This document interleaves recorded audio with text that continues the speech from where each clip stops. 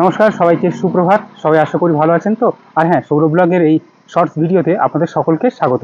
আমি ঠিক করেছি, অনেক মানুষই তো অনেক কিছু ভিডিও আপনাদের সঙ্গে তুলে ধরে, আমিও চেষ্টা করছি সেরকম কিছু একটা করার।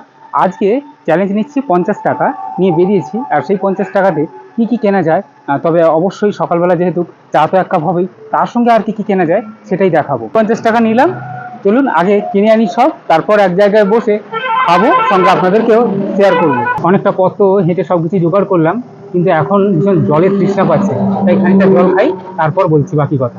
জলটা তো ফ্রিতে ছিল, জলটা আমি বাড়ি থেকে নিয়েছি, কিন্তু বাকি সব কিছু তো কেনা সেই 50 টাকার মধ্যে।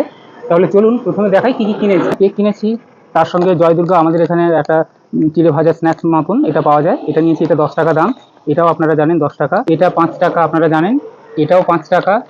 এটা 5 টাকা, এটা 5 টাকা, আর এটাও 5 টাকা। আর এই চাটা, এক কাপ চা, এটাও 5 টাকা।